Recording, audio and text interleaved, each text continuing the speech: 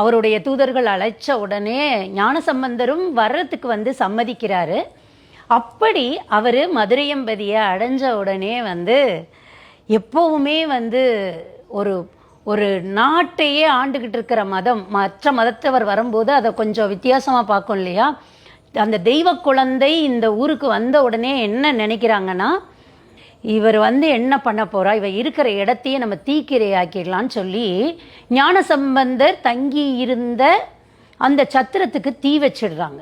தீ வச்ச உடனேயே வந்து அவர் வெளியில் வந்துடுறாரு. மெதுவாக வெளியில் வந்துட்டு அந்த தீயை பார்த்து சொல்கிறாரு, பையவே சென்று பாண்டியனை பற்றுக அப்படின்றாரு.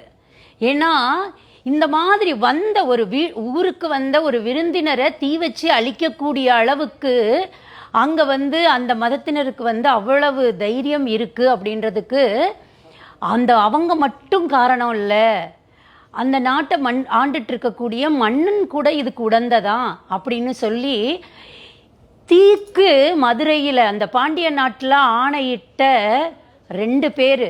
ஒன்று கண்ணகி தன்னுடைய கணவனை கல்வன்னு சொல்ல உடனே இந்த மதுரை நாடே தீக்கிரையாகணும்னு சாபமிட்டா இல்லையா. அது மாதிரி இவர் வந்து வெளியில் வந்து நின்று அந்த குழந்தை நிதானமாக பார்த்துட்டு சொல்லுது, பையவே சென்று பாண்டியரை பற்றுகன்னு சொன்ன உடனே அங்கே இருந்த வெப்பம் எல்லாம் சேர்ந்து போய் ஒரு சூளை நோய், அதாவது ஜுரமாக போயிட்டு காய்ச்சல்னு நம்ம இன்னைக்கு சொல்கிறோம் இல்லையா, அந்த நோயாக போய் பாண்டியனை பிடிச்சிடுது.